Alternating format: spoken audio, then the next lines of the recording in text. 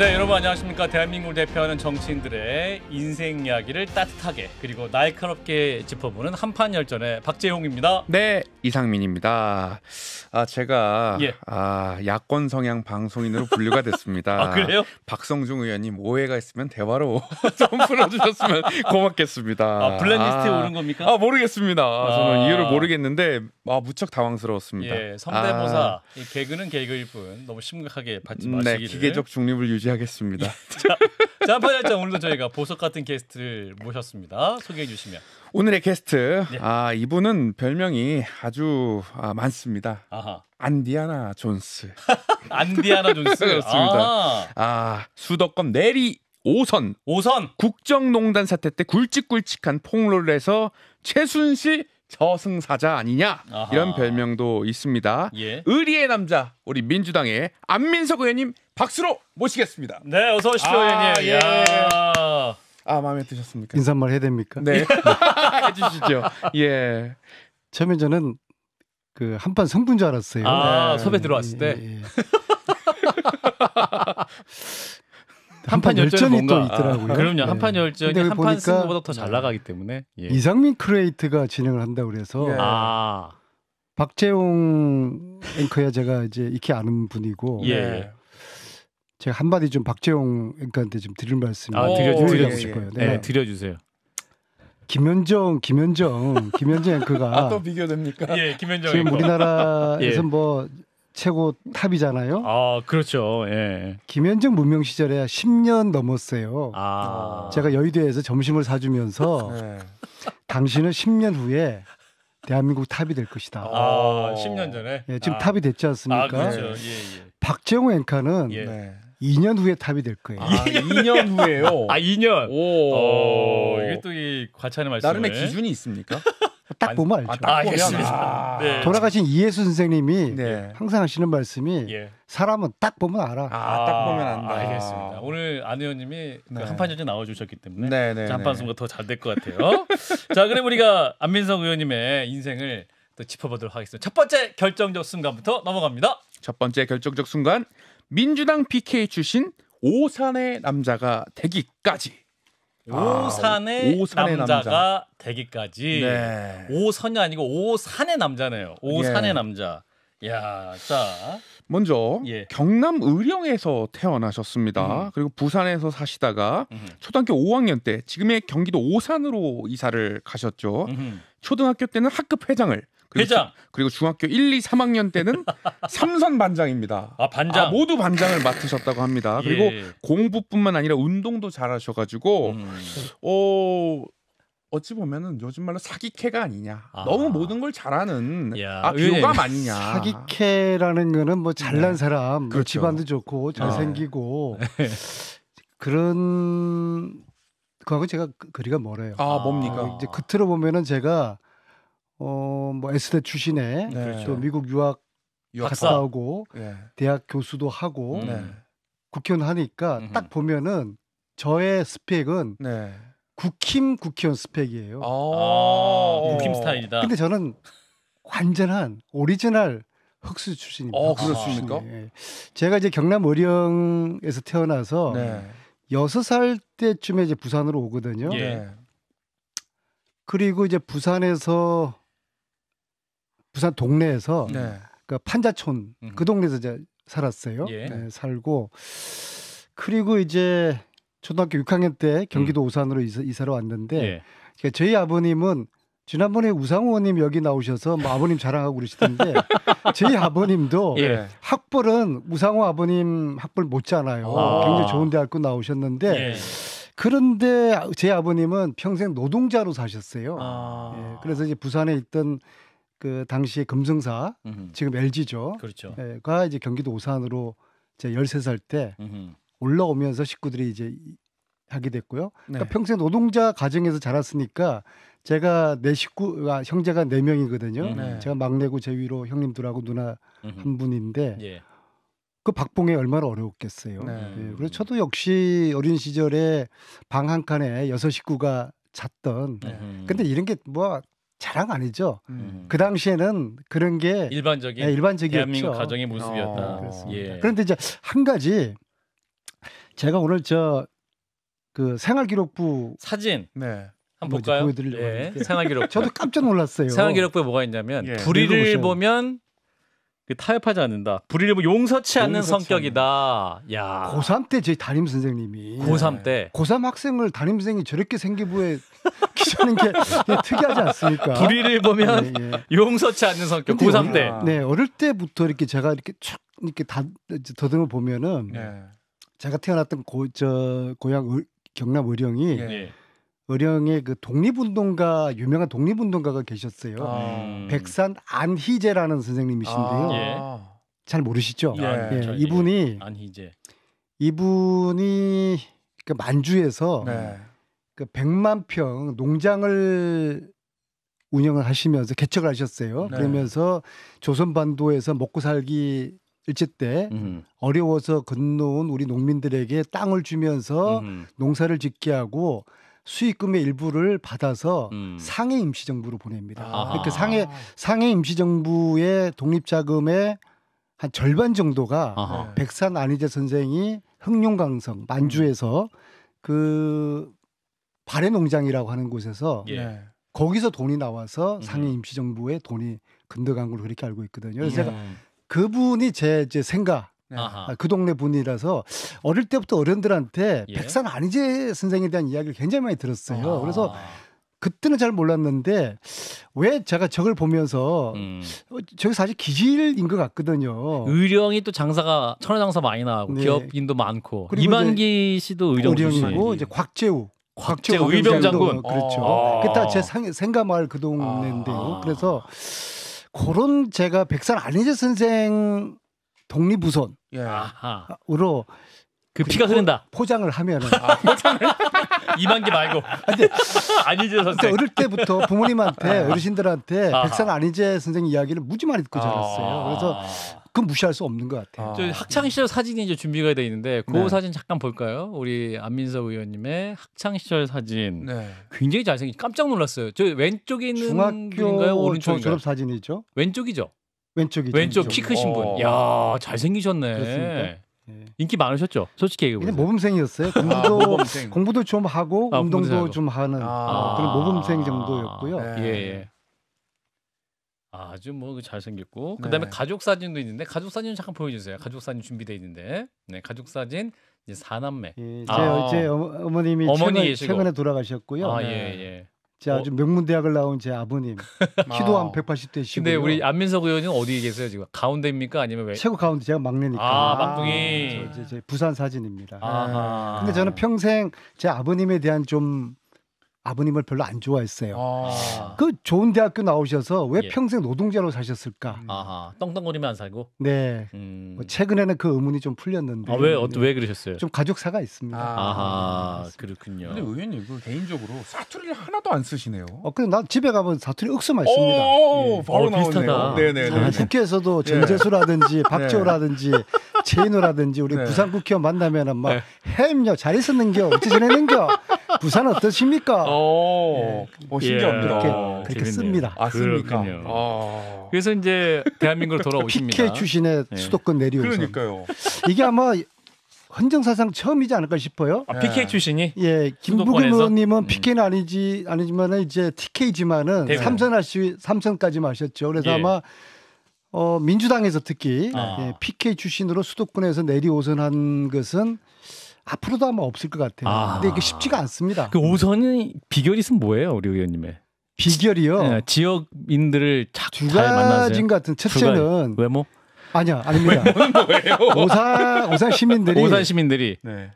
요건 이제 정치적인 멘트인데. 정치 멘트. 근데 실제로 그런 것 같아요. 예. 전략적 선택한 것 같아요. 전략 조금 선택. 부족한 놈은 뽑아서 아하. 5번 그냥 부려먹는 거죠. 아. 그래서 이제 그리고? 부족한 사람이 국회의원 5번 하는 동안에 예. 네. 제가 이제 그럼에도 불구하고를 항상 가슴 속에 아. 되새기는데요. 네. 예. 제가 저 표현들을 참 좋아합니다. 한번 예. 띄워봐 주실래요? 나는 우리 정치하는 분들 예. 또 후배들이 네. 저 좀 그럼에도 불구하고를 함께 좀 가슴에 새겼으면 좋겠습니다. 아. 그럼에도 불구하고 그럼에도 네. 불구하고 사진이 없다고 네. 합니다. 사진이 안 떴으니까. 예, 아무튼 그럼에도 불구하고 사진이 어떤 안 뜹니까? 예, 그럼에도 불구하고 제가 예, 오늘 저거 꼭 이야기를 해드리고 싶었는데 예, 안 뜹니까 사진이? 예, 예. 아니, 보내주지 않으셨답니다. 예, 일단 그럼에도 안 불구하고 보내줬습니까? 예, 안 예, 보내줬어요? 예, 생방송을 아, 함께 하고 그래요? 계십니다. 네, 예, 그럼에도 네. 불구하고 그래가지고 그럼에도 불구하고 예, 예. 사람들은 내가 선한 일을 하는 것을 아하. 의심스러워할 것이다. 그럼에도 불구하고 선한 일을 해라. 그럼에도 불구하고 선한 일을 해라. 사람들은 나약한 사람들에게 동정을 베풀지만 강한 자를 따른다. 그럼에도 불구하고 나약한 자들을 위한 좋네요. 예. 투쟁을 하라. 그럼에도 사람들은 불구하고. 내가 친절을 베풀 때 의심을 한다. 예. 그럼에도 불구하고 친절을 베풀라. 예, 그럼에도 불구하고 예. 사람들은 이기적이고 배신을 한다. 음. 그럼에도 불구하고 그들을 용서하라. 그럼에도 불구하고. 예. 야. 굉장히 CBS 거리 봤습니다. 약간 복음적이에요. 그 아, 교회. 네, 워낙 그게 이제 성경 구절. 성경 구절이에요. 그럼에도 불구하고 우리 하나님 우리 사랑하시고. 예. 제 나름대로 그럼에도 이제 불구하고. 그 리바이즈를 해서 네. 예, 항상 노력하는데 음흠. 부족하고 그 중에서 가장 어려운 게 음흠. 배신자들을 용서하는 거. 배신자들 예. 배신자들 많았어요. 그게 말이 쉬운데요. 아. 정치의 본성이 배신인 것 같아요. 아. 예, 저는 제 보좌관한테도 제가 배신을 당했거든요. 아, 그래요. 예, 지금 ING 중인데 아, 그래요. 정말 자다가도 벌떡벌떡 일어나죠. 아. 그리고 머릿속으로는 용서하자고 그러는데 네. 정말 진정으로 내가 용서를 하고 있는가? 네, 그럼에도 그건 불구하고. 어렵고요. 근데 이제 최근에 음. 제가 지금 이제 팔을 다쳤어요. 왜 그러세요? 파스. 이제 심을 박았어요. 운동하다가 다쳐가지고 예. 한 달을 제가 치를 한 달을 어제 제가 기부술을 풀었어요. 아하. 그런데 한 달 동안 이제 집에서 쉬면서 예. 제 인생에 대해서 반성하고 성찰의 시간이 되더라고요. 특히 지난 20년 동안 정치하면서 예. 제가 서운하게 했던 사람들에 대해서 그분들 입장에 역지사지해서 야 과연 그분들의 서운함이 나의 탓이 아니었을까 그런 생각하면서 제가 한 분 한 분을 좀 만나거나 전화를 지금 하는 아하. 뭐랄까 성찰의 시간. 다쳐서 사람이 되더라고요. 그렇습니다. 그렇군요. 자, 우리 지금 정치하는 사람들 예. 네. 주위 사람들이 배신하면은 아 네. 그게 내 탓이구나 라고 생각을 하면은 내 마음이 편해지는 것 같습니다. 자, 사람들을 오선이. 용서하는 게 음흠. 내가 편해지는 방법인 것 같아요. 야. 오선이 안민석 민주당 의원 뵙고 걔는 있습니다. 잘난 척했습니다. 자, 첫 번째 결정 순간 받고 두 번째 결정적 순간으로 가보겠습니다. 두 번째 결정적 순간 1000일 동안의 전쟁 같은 시간입니다.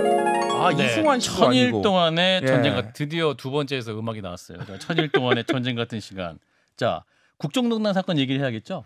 그렇습니다. 아, 국정농단 하면은 2016년 태블릿 PC 보도를 먼저 떠올리는 분들이 많습니다. 예. 의원님께서 2014년 국회 대정부 질문에서 승마공주라고 불렸죠. 정유라 씨, 승마 특혜 의혹을 최초로 폭로하셨는데 예. 이게 새벽에 갑자기 전화가 전화 걸려와서 통화가 걸려왔다? 시작됐다면서요? 그게요. 예. 그 영화처럼. 신부님 한 분이 저한테 네. 새벽에 이렇게 전화를 주세요. 그게 네. 이제 14년 연초였는데요. 야, 아니온 말이야. 내가 어제 좀 이상한 이야기를 들었는데 예. 잠이 안 오더라. 예. 최태민 알아? 최태민? 아하. 야, 들어봤죠? 최태민 목사. 네. 최순실은 알아? 그때는 최순실이라는 존재가 사람들이 몰랐어요. 예. 누구 처음 듣는데요? 최태민 목사 5번째 부인의 딸이야. 근데 그 최순실의 딸이 네. 승마를 하는데 정유라라는 학생이야. 근데 이 학생 때문에 승마계가 발칵 뒤집혔다는 거야. 쑥대밭이 됐다. 예. 그리고 문체부 국장이 지금 보니까 이제 나중에 보니까 노태강 그분이었어요. 문체부 국장이 좌천을 당하고 청와대에 문화 담당 비서관이 경질이 됐다고 하더라. 근데 아무리 생각해도 이상한데 이거 좀 조사해봐라. 내가 누구한테 들은지 이야기 못 하겠는데. 예. 그래서 이게 시작이 된 거예요. 한 신부님의 전화로. 네. 근데 재밌는 게요. 예. 그 신부님한테 그 이상한 이야기를 해준 사람이 누군지 아십니까? 누굽니까? 천하의 천재 정치 평론가로 알려진 김종대입니다. 김종대? 김종대 전 의원. 오, 정의당. 정의당? 예. 근데 이분 굉장히 머리 좋고 똑똑한 것 같잖아요. 예. 정작 본인이 신부님한테 나중에 네. 신부님이 당신이 나한테 그 얘기 해줘서 그랬는데도 김종대 전 의원이 제가 그랬습니까? 그걸 몰랐다. 네, 기억을 참 못 하셨군요. 희한하죠. 어. 그러니까 김종대 전 의원도 신부님한테 그냥 무심코 이야기를 한 것 같아요. 근데 그 신부님이 그것을 그냥 지나치지 않고 저한테 그 이야기를 하면서 저도 그냥 정치 인생이 완전히 꼬여버린 거죠. 정말 꼬였습니다. 꼬였습니까? 그럼요. 왜 꼬였습니까? 저는 예. 제가 이제 국정농단 그때 제가 대중적인 정치인으로서 부각이 됐지 그 예. 전까지 저는 네. 교육, 문화, 체육 이쪽에 네. 정책 분야에서 그냥 조용하게 정책 전문가로서 의정 활동을 좀 해왔어요. 그래서 뭐 반값 등록금이라든지 부산급식, 생존수영 그런 정책들이 전부 다 정치인 안민석으로부터 시작된 내지는 안민석이 주도한 그런 정책들이에요. 정책통 안민석이 그랬는데 예. 그렇게 저는 살고 싶었어요. 예, 좀 드러나지 않고 정말로 가늘고 길게. 그런데 7선팔선하면서. 네, 그런데 국정농단 이 사태 때문에 아하. 뭐 제가 굉장히 최순실 씨 측으로부터 예.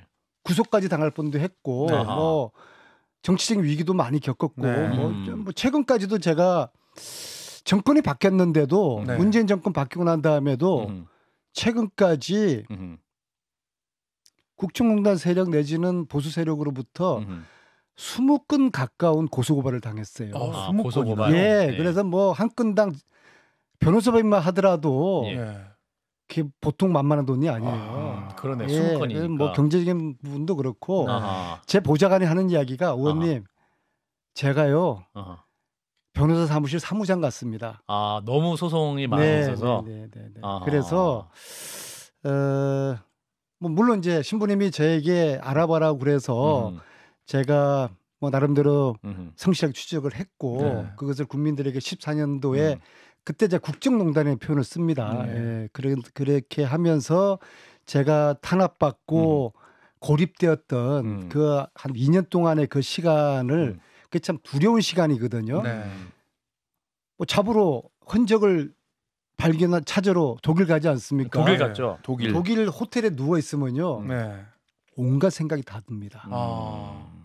온갖 정말 무서워요. 위협이 있지 않을까. 그럼요. 그래서 베를린 걸 갔을 때는요. 네.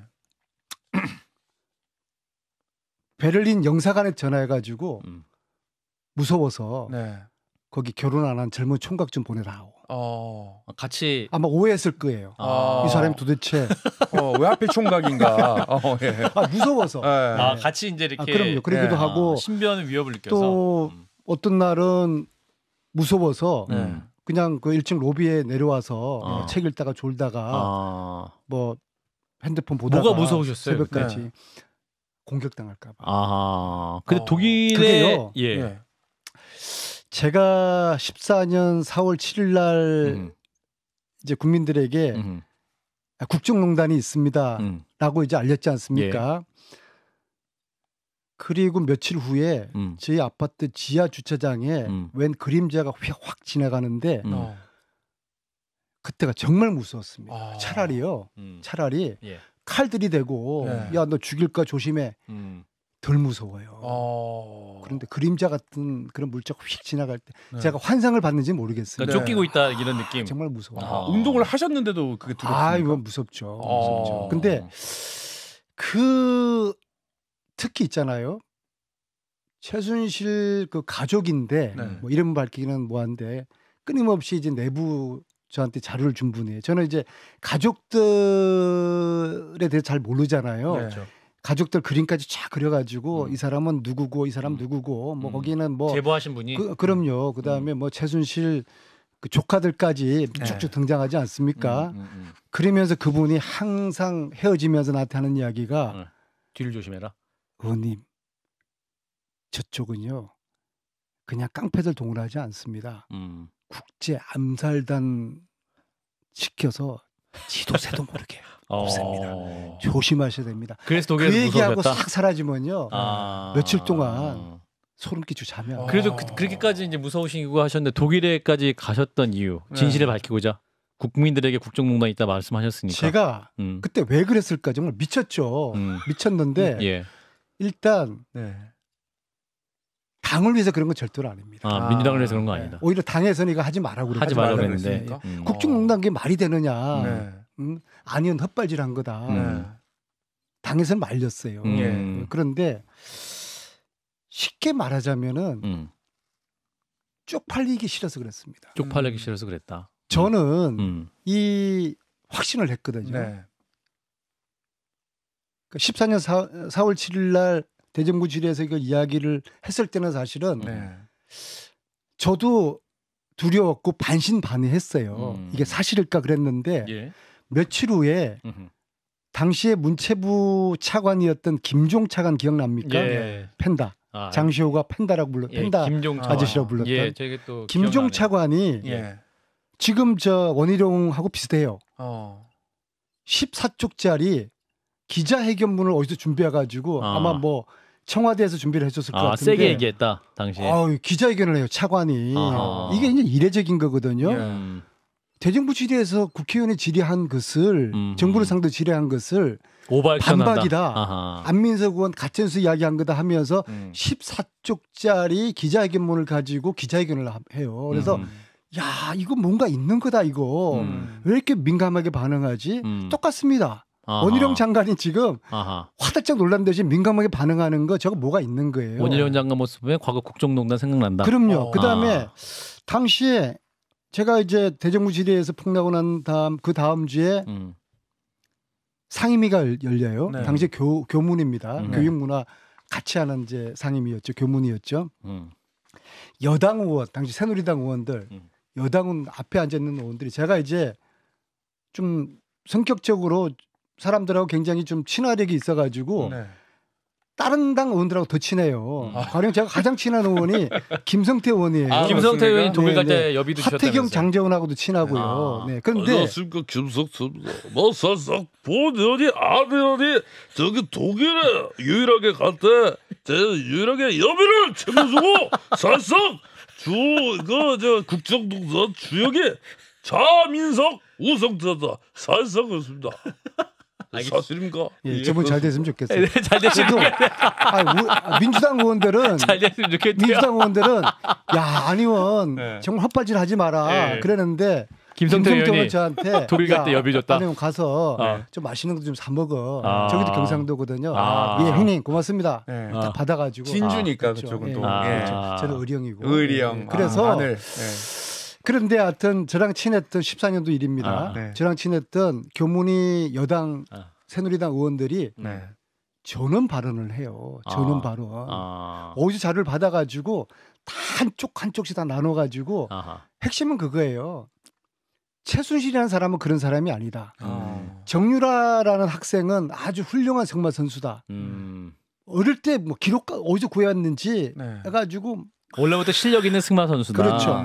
그러면서 저는 전원 발언을 하면서 네. 안민석 의원 사과하고 사퇴하라. 네. 라는 공격을 제가 받으면서 네. 야 120%다. 저거는 뭐가 있는 거다. 이가 있다. 김종차관의 기자회견 자료 또 새누리당 의원들의 저 전원 발언 저 자료 저것이 어디서 나왔을까? 네. 그분들이 무슨 승마를 알겠어요? 그분들이 무슨 뭐 마장 마술을 알겠어요? 저것은 청와대에서 나온 자료들이다. 네. 지금 내가 확신한다. 아. 그래서 이번에도 원희룡 장관이나 국힘의 양평 김건희 고속도로 게이트 저 옹호하는 발언을 보고서 백지화. 저건 뭐가 있는 거다. 뭐가 있다. 저건 뭐가 있는 거다. 뭐가 있다. 왜냐하면은 14년 김종 차관이나 새누리당의 발언의 본질은 최순실을 지켜라거든요.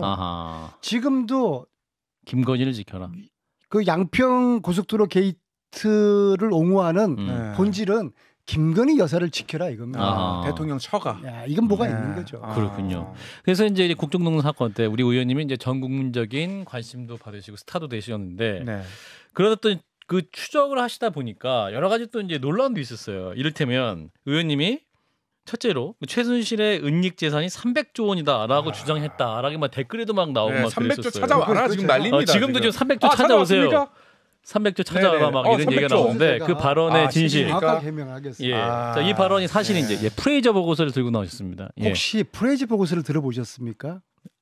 들어본 것 같아요. 예, 프레이저 보고서. 예. 예. 1976년 네. 박동선 게이트 들어보셨습니까? 아, 그 루니 네. 예, 그 통일교 관련해서. 그렇죠. 네, 네. 축구 선수 아닙니까? 자, 아무튼 박동선 죄송합니다. 게이트가 터지면서 네. 박동선 게이트라는 것은 네. 박동선 씨가 예. 로비스트인데 네.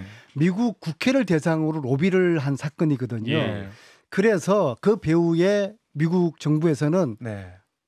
박정희 정권이 있다고 음. 의심을 하고서 예, 예. 네. 미 의회에서 프레이저 위원회를 만듭니다. 프레이저 그 국회의원을 위원장으로 하는 아하. 프레이저 위원회를 만들어서 예, 예. 박정희 대통령의 비자금을 조사를 합니다. 아하. 그러니까 61년 군사 쿠데타부터 음흠. 76년 15년 동안에 음. 박정희 대통령이 조성한 정치 비자금, 비자금. 거기는 베트남 몰란 파병 용사들의 월급을 네. 정부가 삥을 뜯었어요.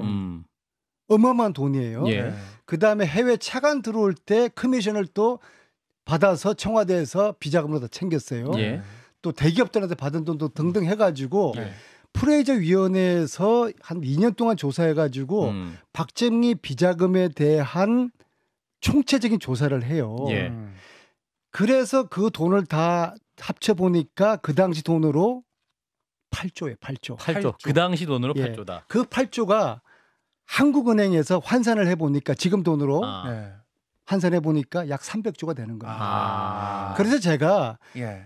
이거는 미국에서 네. 미의회 프레이저 위원회에서 박정희 비자금을 네. 지금 돈으로 300조로 조사를 했다라고 네. 뭐 보기 따라서 200조일 수도 있겠지만 아무튼 예. 그런 수백 조에 해당되는 비자금이 박정희 있을 것이다. 비자금을 아. 프레이저 위원회에서 이것을 보고서를 만들었다. 네. 그 얘기를 한 게 그 얘기를 한 이게 게 어느새 최순실 안민석이가 최순실 비자금 300조 있다라고 이야기를 했다라고 아. 한 4, 5년 전에 이 이야기가 돌아요. 아. 근데 황당한 이야기이지 않습니까? 아, 보고서에 의한 건데. 그렇죠. 완전 네. 가짜 뉴스인데 네. 가짜 뉴스가 가짜가 100번 이야기하면 진실이 됩니다. 아. 지금은요. 어느새 가짜가 진짜가 돼 가지고 네. 제 댓글 보면은 지금도 네. 꽤 나왔을 거예요. 네. 안민석 최순실 재산 300조 찾았니? 네. 그렇게 조롱합니다. 1조만 달라고 막 그 이러고. 300조는 프레이즈 보고서에 박정희 비자금 300조 아. 오늘 해명 말씀드립니다. 자, 됐습니까? 이해가 300조 됐죠? 설 주장은 제가 이 책을 제가 어렵게 찾아왔어요.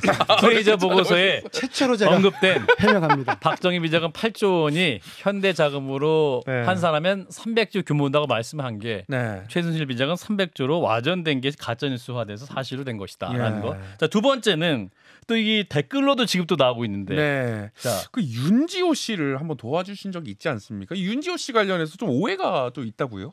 제가 오늘 그것도 팩트 체크 해드릴까요? 팩트 체크. 윤지호. 예. 일단 그 부분은 제 정치 인생에 네.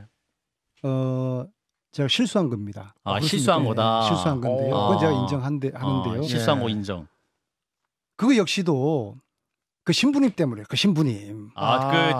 그 정유라 씨 관련 예, 제보해 예, 주신 예. 그 신부님이 아하. 또 제보해 주신 거예요. 그러니까 19년도예요. 2019 그때 이제 년도에. 저 윤주호 그 사건이 터졌지 않았습니까? 예. 윤주호 씨가 그 당시에 뭐 공익 제보자로 폭로를 해서 예. 뭐 그대 언론으로부터 음. 아주 그 공격도 받고 예, 예. 두렵다고 그러면서 뭐 여가부에서도 여가부인가 어디에서도 뭐 숙소도 그처도 정해주고 보호를 해줬어요. 예. 그리고 계속 이제 윤주호 씨가 이제 뭐 두렵다고 하는 그런 상황에서 예. 아 여기저기서 아니 민주당 국회의원들 뭐 하냐 저런 사람을 지켜줘야지. 그러면서 특히 이제 그 신부님께서 야 그래도 의리하면 안민석 아니냐. 신부님 이제 저 이제 그런 일 안 합니다. 저 이제 최순실한테 지금 당하는 것만 해도 지금 뭐 힘든데요. 저 이제 네. 그런 거 안 합니다. 네. 근데 이제 박정희 아니, 신부님 아니. 말씀 이름 예. 나왔네요. 네, 네. 그러니까 예. 신부님께서 네. 야 그럼 나랑 같이 한번 만나자. 아. 도와줘야지. 아. 저렇게 무섭다고 하는데 예. 예. 그래서 그 네, 신부님하고 예. 피모 신부님. 저하고 피모 신부님. 예, 저하고 윤주호 씨하고 세 명이서 예. 광화문 식당에서 만나요. 예, 예. 근데 이상한 게 네. 식당 옆 테이블에 경호원 3명이 앉아 있는 거예요. 그래서 이건 너무 어색하다. 경호원들 좀 이제 나가라 그래라. 네. 근데 안 나가더라고요. 근데 어쨌거나 그 자리에서 뭐를 도와줬으면 좋겠냐 그러니까 예. 자기가 출판 기념회를 해야 되는데 예. 출판사에서 압력을 받아가지고 아. 출판기념일을 취소했대요. 아. 그래서 신부님께서 야 그는 안 의원이 국회에서 좀 장소 정해가지고 좀 좀 도와줘라. 도와줘라. 네. 그래서 이제 한번 도와준 거고요. 네. 그거 하나 도왔고 네. 그 다음에 이제 국회에서 네. 무섭다고 하니까 예. 국회의원들한테 당신 할 얘기 좀 한번 해봐라. 그래서 국회에 와가지고 간담회를 한번 한 거죠. 예. 그게 저의 치명적인 저 실수였죠. 씻을 수 없는 실수였죠. 그런데 이제 신이 도웁니다. 신이 저를 보호하사 예. 고향에 사시는 예. 윤지호 씨의 친척이라는 분이 아. 어릴 때부터 윤지호 씨를 잘 안다는 친척이라는 분이 예. 이렇게 저한테 문자가 옵니다. 저 안 의원님 평소에 정말 존경하고 좋아합니다. 그런데 저 윤지호는 제가 어릴 때부터 잘 오랫동안 봐왔는데 진실이 아닐 수 있다. 거짓말장입니다. 아하. 허언증. 허언증이다. 그래서 내가 곰곰이 며칠 동안에 그 좀 이상했던 그런 일들을 기억해 보니까 느낌이 안 좋아요. 그걸로 제가 손절을 한 겁니다. 손절했다. 예, 그걸로 손절했죠. 그걸로 손절했다. 그런데 윤주를 안민석이가 김어준하고 기획해가지고 캐나다에서 데리고 와서 이 전체적인 판을 만들었다. 꾸몄다. 그런 식으로 제가 이제 공격을 당하는데요. 근데 그런 것 같습니다. 300조 최순실 300조 가짜 뉴스나 윤주에 관련된 그런 일들이 당시에는 제가 그게 이제 뭐 18년부터 쭉 진행했는데 18년, 19년, 2020년 지금까지인데 보수 진영에서는 안민석은 원흉이에요. 그러니까 탄핵의 원흉이다. 그러니까 박근혜 정권을 몰락시킨 원흉으로 보는 거예요. 그래서 안민석이가 국정농단 때 했던 이야기들을 전부 다 구라친 걸로 거짓으로 가짜로 이야기를 해버리면은 국정농단 자체가 이게 거짓이 되는 거죠. 그래서 어떤 태극기 부대는요. 뉴욕에서 뭐 JTBC 손석희 아나운서하고 저하고 둘이 놓고서 참수영까지 하고 막 그랬어요. 퍼포먼스로. 예, 그만큼 제가 이제 원흉이 된 거죠. 그러니까 300조 프레임하고 윤지호 프레임 가지고 끊임없이 저를 공격하면서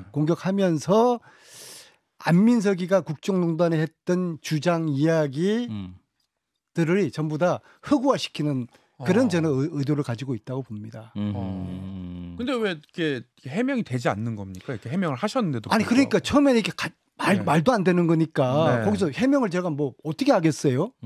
예? 말이 안 되니까 그냥 두고 본 겁니다. 그냥 무시한 겁니다. 자정이 일어나겠지. 예. 근데 야 가짜가 100번 반복되니까 그게 진짜가 되더라고요. 예. 자, 두 번째 윤지호 씨에 관련 얘기 의원님 본인이 실수한 것이다. 윤지호 관련된 거는 제가 실수한 거죠. 사람을 잘못 알아봤습니다. 잘못 알아봤다. 씻을 수 없는 실수다라고 인정해 주셨고. 그래도 일산에 계신 그분이 저에게 문자 제보를 해주지 않았으면은 제가 더 큰 실수를 했을 겁니다. 그나마 불행 중 다행이라고 생각합니다. 그때 멈출 수 있었다. 저는 부족하지만 항상 제가 위기에 빠지려고 하는 순간 보이지 않는 손이 저를 좀 구해준 것 같아요. 제가 과거에 간첩이 될 뻔한 적도 있었어요. 간첩이요? 재선 때요. 재선 때? 그 사람은 간첩으로 징역 10년형을 살게 됐는데요. 초선 때 그분이 저한테 접근해가지고 뭐 평양도 같이 가자 그러고 몇 년 동안을 그랬어요. 국가보안법 위반. 예, 어느 순간 외교부 공무원 어떤 분이 저에게 정말 이거는 비밀인데요, 안 의원님. 저 사람 고정간첩입니다. 국정원하고 저희들이 저 사람 지켜보고 있습니다. 그런 기템을 해줘가지고 그 기템 없으면 제 정치뿐만 아니라 인생이 절단 났겠죠. 진짜 평양 갔을 수도 있었겠네요. 그럼요. 그래서 아까 저 수도권 내려오선 말씀을 드렸는데 제가 뭐 전혀 잘나 보이지 않죠. 그죠? 근데 이 부족한 저를 채워주는 그 보이지 않는 그 힘이 손이 있는 것 같습니다. 댓글창에 그리고 아담 스미스냐고. 정치적으로 저를 배신하거나 저를 공격하려고 하는 사람들은 저는 손에 피 한 뭉을 안 맞히고 죽거나 그냥 자뻑에서 감옥 가거나 사라지거나 딱 그렇게 보게 정리가 됩니다. 되더라. 정말 신기합니다. 와. 그러니까 저를 건드리지 마십시오. 건드리지 마라. 큰일 납니다. 자, 요거 하나만 또 마지막으로 짚고. 네. 무상호보다는 재밌어야 되는데. 재밌습니다. 재밌습니다. 자, 세월호 참사 당시에 잃어버린 이제 7시간 이제 박근혜 7시간 뭐 이런 게 있었어요. 그래서 당시 이제 청와대 근무하는 간호장교가 또 이슈였죠. 그래서 그분 또 만나러 미국을 가셨었는데 당시 또 안 의원님이 미국 무대 무단 침입했다 이런 보도가 있었는데 사실 먼저 제가 간호장교 집착한 것은 네. 세월호 7시간의 비밀을 알고 있는 키맨이라고 저는 봤어요. 세월호 당일날 박근혜 전 대통령이 뭘 했는지 예. 뭐 피곤해서 잠을 잤든 어떻게 하든지 간에 간호사가 케어했을 것이고 그날의 행적에 대해 가지고 간호사가 저는 잘 알고 있을 거라고 봤거든요. 그래서 세월호의 비밀의 퍼즐을 풀기 위해서 저는 간호장교를 제가 좀 찾고 싶어 했어요. 그렇군요. 이재명 당시 시장한테도 제가 같이 찾자고 했어요. 네. 못 찾더라고요. 네. 이재명 시장도 왜냐하면 국군 통합병원이 성남에 있잖아요. 있어서. 성남. 네, 청와대 근무 마치고 네. 성남에 있는 국군 통합병원으로 그 간호 조모 대위가 갔거든요. 그래서 이재명 시장 우리 저 그때 이제 편하게 지금은 당 대표란 높은 위치에 있지만은 야 이 시장 이거 좀 찾자. 예. 그때는 뭐 또 제가 좀 더 위였죠. 시장이고 저는 예. 아무튼 그래가지고 삼선 의원이니까. 예. 언니 못 찾겠습니다. 아. 미국에 갔다고 그러는데요. 그러는 거예요. 그래서 이제 그 미국에 가 있는 간호장교를 제가 어떻게 찾겠습니까? 그런데 어느 날 제 가까이 있는 사람이 간절함이 이루어지는 거예요. 인스타에서 조대일을 찾은 거예요. 딱 보니까 샌안토니오, 텍사스. 그 미국 군인하고 같이 찍은 사진이더라고요. 샌안토니오에 있구나. 그래서 제가 바로 제가 인천공항 거쳐가지고 텍사스로 가죠. 그런데 아무튼 그 간호장교가 연수받는 부대 안을 들어가야 되지 않습니까? 그래서 며칠 동안 그 동네에서 뭐 한국 식당도 다니고 뭐 여기저기 어슬렁어슬렁 그리면서 미군 병사가 그 부인이 한국 분이에요. 미군 병사가 연락이 와서 자기 차로 들어가면 된다. 미군 부대는 미군이 에스코트하면 그냥 들어가요. 출입증 없어도. 그렇죠. 신분이 보장된다. 무단 침입이 아니고요. 그래요? 쫓겨난 것도 아니고요. 물론 이제 부대 안에 들어가가지고 그 조모 대위를 찾으러 다니니까 미국 그 부대 내 헌병이 저를 이제 체포를 했어요. 체포를 또 한바탕 또 싸움이 벌어졌죠. 영어로 응대하셨습니까? 그렇죠. 아니 내가 한국 대한민국 컨그레스맨인데 니들 뭐 하는 짓들이냐 이거. 니들 이거 외교적인 문제가 된다. 막 그렇게 난리를 폈어요. 난리를 피고 근데 이제 당사자가 만나고 싶지 않아 한다. 그래서 미군의 에스코트를 받고서 다시 미군들이 나왔는데 이것을 일본의 그 언론에서 그렇게 다뤘어요. 제가 무단 침입했다. 무단 침입 한국의 국회의원이 미군 부대를 무단 침입해서 쫓겨났다. 그런 정말 악의적인 기사를 썼는데 이것을 한국의 언론이 받아가지고 또 그대로 써서 그런 오해가 생겼습니다. 그러니까 무단 침입한 거 아니고. 미군의 에스코트로 들어갔고 미군 차를 타고 들어갔고 미군의 에스코트를 받고서 유유히 나왔다. 알겠습니다. 오해를 풀어봤습니다. 자, 더불어민주당 남인석 이야기입니다. 의원과 또 국정농단 관련한 이야기 또 그 뒤에 에피소드 들어봤고요. 자, 그럼 인생의 결정적 순간 세 번째로 넘어가 보겠습니다. 네, 세 번째입니다. 제2의 국정농단을 막으랍니다. 제2의 국정농단. 자, 세 번째. 의원님께서 양평 고속도로 논란 이거에 대해서 이거는 대통령 처가의 이권 카르텔 아니냐. 최순실 국정농단 초기 상황하고 굉장히 유사하다. 이런 말씀을 하셨는데 뭐가 어떻게 유사한 사실 겁니까? 아까 그 원희룡 이상민 크리에이터 본단의 그 설레임으로 제가 왔다는 이야기를 아까 처음에 드렸는데 물론 그것도 있지만은 오늘 제가 꼭 나와서 이 이야기를 꼭 하고 싶었어요. 그러니까 저는 한 정치인으로서 지난 시절 박근혜 정부의 국정농단을 최초로 국민에게 알렸던 초병 같은 역할을 한 정치인이거든요. 국민 여러분, 적이 쳐들어왔습니다. 국정농단이 이루어지고 있습니다. 그것을 제가 제일 처음에 국민들에게 알린 그런 참 그 운명이라고 생각하는데요. 예. 운명. 아까 제가 박재홍 우리 앵커. 그 앵커한테도 이야기했죠. 네. 딱 보면 안다고. 2년 뒤에 잘 될. 아니 제가 네. 딱 보면 알아요. 알겠습니다. 이것은 이번 양평 제2의 국정농단이다. 네. 이것은 양평 고속도로 게이트가 아니라 네. 김건희 고속도로 게이트입니다. 딱 김건희. 보면 압니다. 고속도로 아. 왜냐 그러면은 정권이 바뀌었잖아요. 네. 자, 박근혜 대통령 당선되고서 당시에 이제 그 국정농단 일당들 네. 최순실 중심으로 한 국정농단 일당들이 일당 중에 한 사람이 네. 이건 실화입니다.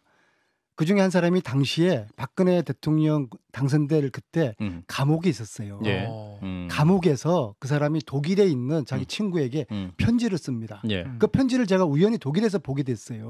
그렇게 써 있습니다. 드디어 우리의 시대가 왔다. 크게 한탕 해먹자. 그래서 애들이 크게 한탕 해먹은 거 아니에요. 예. 자, 이번에 윤석열 대통령 당선됐을 때 네. 김건희 여사 처가에서 야 드디어 우리의 때가 우리의 시대가 왔다. 의원님의 해석이신 것이. 네. 예. 이제 크게 하자. 크게 해먹자. 라고 했을까요? 아니면은 아유 사위가 대통령 됐으니까 우리는 사라지자. 5년 동안 우리는 얼씬도 하지 말자 그랬을까요? 전자식 후자였을 거예요. 후자다. 잘리기 싫으시구나.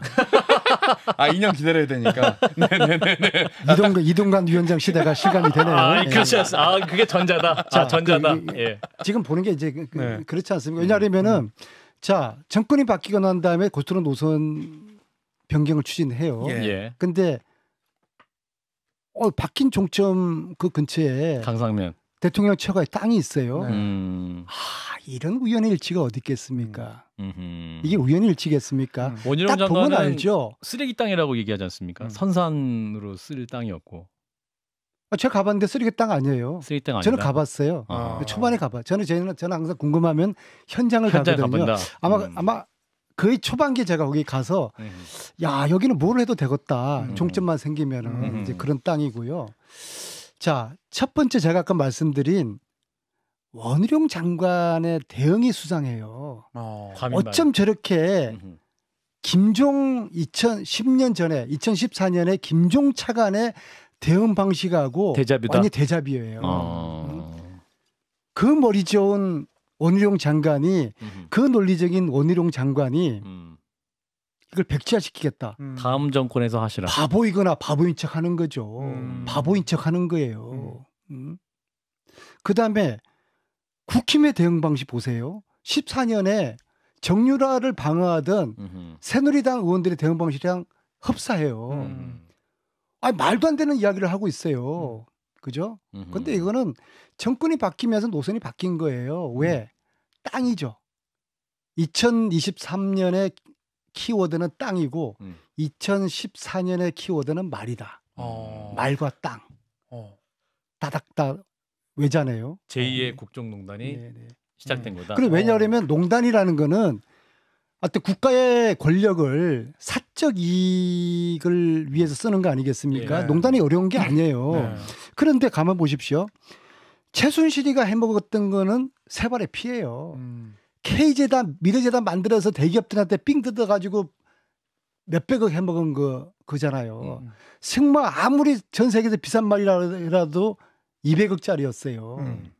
그런데 지금 그 종점 바꿔가지고 그 처가 땅에 뭐 아파트를 지을지 뭐 명품 쇼핑센터를 지을지 모르겠지만은 최순실이 해먹었던 거 수십 배 되지 않겠습니까? 최순실이가 감옥에서 억울해할 거예요. 최순실이 억울해할 수 있다. 자, 그런데 최순실 씨가 8.15 때 사면 된다는 그런 이야기가 있어요. 8.15 사면설? 예, 못 들었어요? 어디서 들으신 겁니까, 그거? 제가 여기저기서 들었는데. 여기저기서. 그 신부님한테 들으신 겁니까? 왜냐, 그게 신부님은 상관없고요. 왜냐하면은 제가 이제 한 보름 전에 장경심 교수 면회를 가서 정경심 교수 면회를 가서 그 휠체어 타고 눈도 그 실명되고 그걸 보면 너무 안타까워서 제가 이제 대통령께서 인도적 차원에서 8.15 특사 사면을 해주셔야 된다. 이제 그 얘기를 하니까 누가 그러시더라고요. 여권의 좀 실세가 그럼 안 의원이 최순실 그냥 사면 풀어주면은 가만 있고 정경심 그냥 사면 퉁치면 되잖아. 아니 최순실 씨가 사면 됩니까? 그런 이야기가 있어. 믿기 어려운 이야기죠. 그런데 이제 문제는 최순실만 사면 되고 정경심 교수는 사면이 안 되는 그런 최악의 경우, X 같은 그런 경우 상상만 해도 끔찍한데요. 뭐 설마 최순실 씨가 사면 되겠습니까만은 근데 아무튼 그런 썰이 있어요. 근데 재밌는 게 지금 말이에요. 오늘 점심 때 주진우 기자 있잖아요. 뭐 머리 길고 요즘 나름대로 KBS에서도 뭐 꽤 잘 나가는 진행을 하는데 아니 주진우 기자가 저한테 확인서를 써달라는 거예요. 확인서? 왜 무슨 확인서냐? 고소를 당했는데 안 의원님 확인서가 필요합니다. 무슨 고소인데 누구한테 당했는데 정유라한테 고소를 당했대요. 저도 정유라한테 고소를 당했거든요. 저는 최순실 씨한테도 당했고요. 이거 세상이 말이에요. 이거 완전 반동의 역사가 지금 되는 거예요. 아니 국정농단을 쫓던 자들이 주진우 기자도 아주 열심히 쫓았거든요. 국정농단을 쫓던 자들이 지금은 국정농단 세력들에게 쫓기고 있어요. 이게 반동의 지금 시대가 온 거예요. 이 이야기를 제가 오늘 한판 승부? 한판 열정? 한판 승부했으면 좋겠는데. 한판 승부의 열정. 한판 열정의 청취자들에게 이 이야기를 제가 간절하게 드리고 싶은 겁니다. 지금 제2의 국정농단이 일어나는 것 같습니다. 국민 여러분. 그다음에 반동의 역사가 시작되고 있습니다. 최순실 정유라를 쫓던 주진우 안민석이 그들에게 고소고발 당하면서 쫓기고 있습니다. 이 반동의 역사를 바로 잡아주십시오.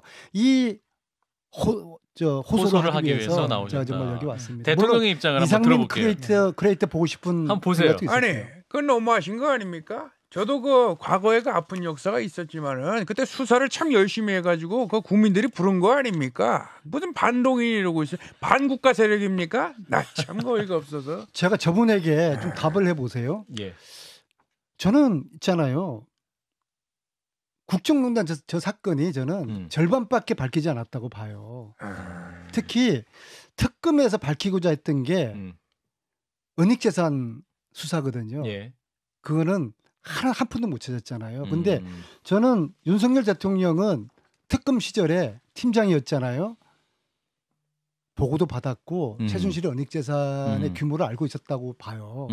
실제로 19년도에 검찰총장이 되었을 때 이렇게 말씀하셔요. 최순실의 은닉재산이 상당히 있을 거라고 보고 있다. 그런 취지의 말씀을 하세요. 그리고 검찰총장 되기 직전에 문재인 대통령께서 은닉재산을 수사하라고 지시를 해요. 대통령의 지시가 있었고 그다음에 검찰총장이 됐잖아요. 그런데도 왜 최순실의 은닉재산을 찾지 못했을까? 안 찾은 것일까? 못 찾은 것일까? 어쨌거나 결과적으로 왜 단 한 푼도 찾지 못했을까? 정말 묻고 싶어요. 아니 그러면은 프레이저 씨한테 물어보세요. 프레이저는 죽었어요. 돌아가셨습니까? 아니 문상 가야 되는데 그러면 여기까지. 어디 푸십니까 그거는? 그래서 저보고 최순실 은닉재산 찾았냐 그러는데 저한테 물을 게 아니죠. 제가 무슨 조사건이 있습니까? 수사건이 있습니까? 저는 한 정치인으로서 그냥 독일이나 스위스나 네덜란드 뭐 몇 번을 왔다 갔다 하면서 검찰에게 실마리를 던져준 거예요. 독일 교포들이 저기도 수상하다. 스위스 교포들이 내가 들은 거 있다.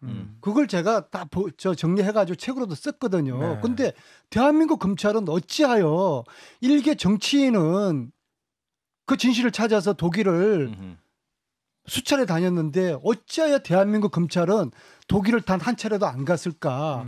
어찌하여 윤석열 검찰총장께서는 최순실 은닉재산을 단 한 푼도 찾지 못했을까? 정말 묻지 않을 수 없습니다. 예, 그 얘기 답해 주십시오. 아니 여기 댓글 보니까 그럼 민석이 형이 한번 찾아보자. 이랬는데 한번 찾아보십시오. 제가 정치인으로 수사권이 있습니까? 조사권이 있습니까? 아니 그래 그 저기 떠날 그 권리는 있지 않습니까? 해외 가셔가지고 맛있는 거 좀 드시면서 그 얘기 여기서 마무리. 자, 민주당 얘기로 넘어가 보겠습니다. 의원님 오셨으니까 당 현안 5선이시니까. 자, 저희 방송에서 이제 지난주에 장성철 소장이 물 좀 마셔도 됩니까? 예, 그럼요. 이제 이재명 대표 10월 퇴진설이 있다. 당내에서 얘기가 되고 있다. 또 그 퇴진설에 논의한 의원이 한 40명 정도다라는 구체적인 숫자까지 얘기를 해가지고 굉장히 큰 뉴스가 됐는데 물론 민주당에서 전혀 사실 무근이다 이렇게 얘기하고 있어요. 네. 의원님은 그 사실을 좀 어떻게 파악하고 계신 게 있습니까? 정치에서 가장 섹시한 소재가 예. 사퇴 퇴진이거든요. 그래서 장성철 소장 발 10월 퇴진론이 진위 여부를 떠나서 사람들에게 섹시하게 느껴지죠. 그런데 예. 세 가지 변수를 잘 봐야 된다고 봅니다. 세 가지 변수. 예, 첫째는 민주당의 지지율이 하락하게 되면은 아마 이재명 대표가 결단을 해야 되겠죠. 반면에 민주당 지지율이 40%로 올라간다. 추석 그치면서.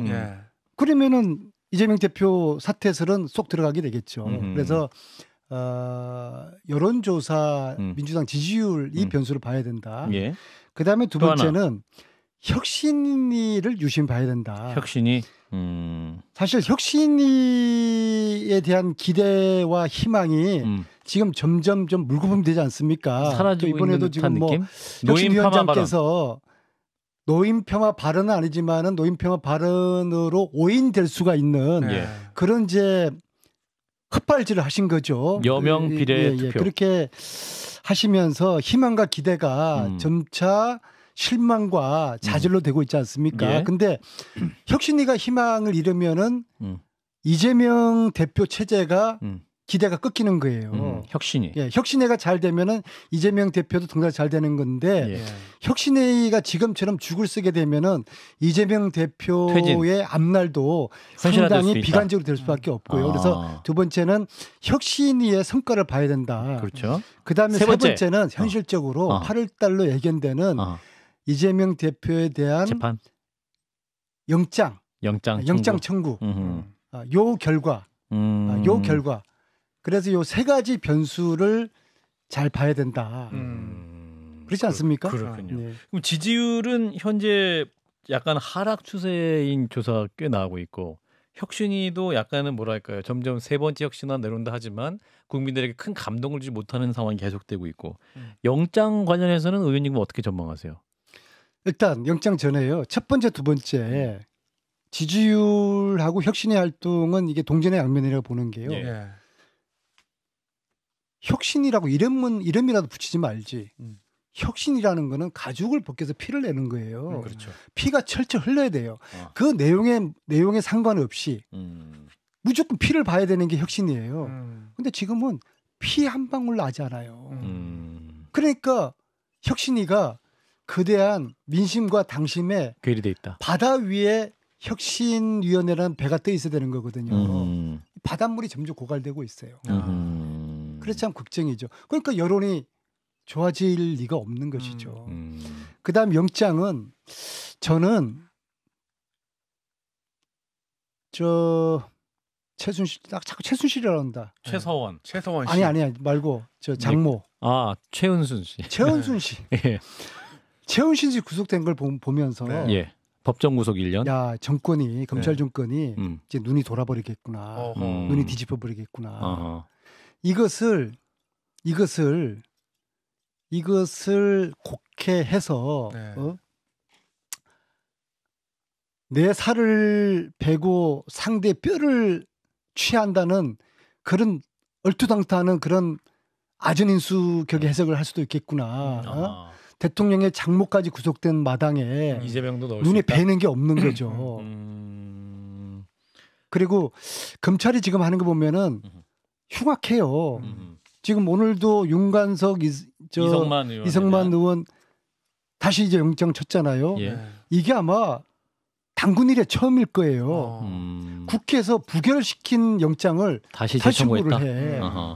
아니, 국회를 무시해도 네. 이렇게 무시할 수가 없는 것이죠. 그러니까 눈에 뵈는 게 지금 없는 거예요. 그래서 지금 이러한 전국의 흐름이 네. 염려가 되는 거죠. 아, 그렇군요. 이분이 변수가 될 가능성은 없습니까? 안녕하십니까, 이낙연입니다. 최근에 회동을 가졌습니다. 학이 한 마리가 놀고 있는데 학이 침을 뱉었습니다. 그럼 뭡니까? 학이 침을 뱉었다. 퇴학입니다. 이상합니다. 이낙연 전 대표 변수가 되지 않을까요? 뭐 노코멘트 하겠습니다. 노코멘트입니까? 노코멘트면 변수 될 수 있다는 의미로 해석될 수 있습니다. 제 표정을 보십시오. 노코멘트 하겠습니다. 괴로우신 표정입니까? 괴로운 표정. 네. 그러면 뭔가 아니 오시자마자 예. 이재명 당대표를 만나야죠. 그게 정치입니다. 정치라는 거는요. 네. 정치 고수는 자기가 싫어하는 사람, 네. 자기와 적대적인 경쟁을 하는 사람을 자주 만나는 것이 그게 고수의 정치입니다.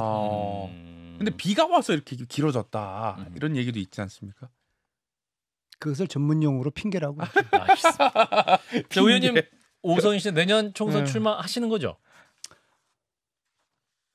그냥 하루하루 열심히 살고 있습니다. 하루하루 열심히 살고 있으면 어떻게 생각해요? 출마하시는 거다. 6선을 향해. 출마 전에요. 예. 제가 두 가지. 첫째는 제가 지금 이제 팔이 부러졌어요. 제가 살다 뼈가 부러진 게 처음이에요. 이것은 신이 저에게 야 너 너무 그냥 달리지 말고 멈춰라. 쉬어라. 그래서 제가 지금 7월 한 달 내내 집에서 쉬면서 성찰하고 반성하면서 제가 분노했던 사람들에 대한 용서, 서운했던 사람들에 대한 용서도 하면서 그분들 만나고 연락하고 그런 시간 갖고요. 두 번째는 오산이 전 세계 반도체 클러스터의 중심에 있습니다. 그렇습니까? 용인, 평택, 화성, 안성 요 중심에 오산이 있거든요. 그래서 최근에 남사 반도체 삼성이 200만 평 300조를 투자를 하겠다고 하는 발표가 있지 않습니까? 그래서 제 지역구인 오산이 전 세계 반도체 클러스터의 중심 역할을 해야 된다 하면서 반도체 공부를 열심히 하고 있는데 머리가 아파요. 알겠습니다. 일단 공부하시고 하루하루 살고 계신다로 정리하겠습니다. 자, 안민석 의원 뵙고 있는데요. 저희 한판열전 출연자들 모두에게 요청하는 저희 박종희 한판승부 구독과 좋아요를 청취자들께 요청하시는 그런 코너입니다. 자, 한판승부 구독과 좋아요, 알림 설정 요청해 주십시오. 자, 무조건 한판 승부. 한판 승부. 한판 승부로 하면 됩니까? 한판 열전이 아니라 한판 승부. 한판 승부.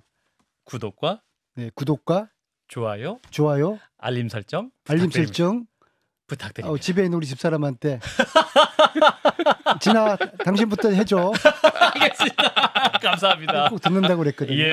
은닉 구독자들이 많습니다. 자, 끝으로 자, 한판열전 공식 질문. 내 인생을 한 줄로 요약한다면? 자, 의원님의 인생. 자, 이제 5선을 넘어서 또 새로운 정치의 꿈을 꾸고 계실 텐데, 자, 내 인생 한 줄로 요약해 주신다면? 부족함. 부족함. 저는 오산 촌놈이 맨몸으로 아무것도 없이 미국 유학 가서 이제 6년 동안 석사 박사 한 것에 대해서 부족했던 사람이 박사를 받았고 또 대학 교수도 되었고 정치적인 아무런 라인이 없는 사람이 돈도 없고 백도 없는 사람이 국회의원이 되었고 5번 PK 출신 수도권 내리오선 됐지 않습니까? 그래서 감사함에 앞서 부족함의 겸손을 저는 항상 생각을 합니다. 안민석은 부족한 사람입니다. 부족함으로 여러분들이 채워주십시오. 선거 구호 같습니다. 네, 한판열전. 자, 오늘 더불어민주당 안민석 의원을 만나서 또 지난 정치 인생의 소회 그리고 뒷이야기 들어봤습니다. 청취자 여러분들 많이 또 공감하시고 또 새롭게 알게 되신 사실도 많이 있을 것 같습니다. 참고하시면 좋겠습니다. 자, 이상민 크리에이터 오늘 어떠셨어요? 사실 저는 은닉 자산 여쭤보려고 그랬거든요. 그 돈 도대체 어디 있냐. 근데 사실 이게 인생의 족적을 알아보면서 모험과 개척 그 자체구나. 이런 걸 좀 알게 된 것 같습니다. 네. 자, 우리 청취자 여러분도 많이 공감하셨을 것 같습니다. 부족하니까 모험하려고 그러고 도전하려고 하는 그렇습니까? 거죠. 네, 자 한판열정 오늘 여기까지고요. 또 다음 주 저녁 7시 30분에 또 새로운 게스트와 함께 또 여러분 찾아뵙겠습니다. 함께해 주신 여러분 대단히 고맙습니다. 여러분 안녕히 계세요. 고맙습니다. 고맙습니다. 자, 의원님도 수고하셨습니다. 한판 승부. 구독과 네, 구독과 좋아요, 알림 설정 설정 부탁드립니다. 집에 있는 우리 집사람한테 진아 당신부터 해줘. 알겠습니다.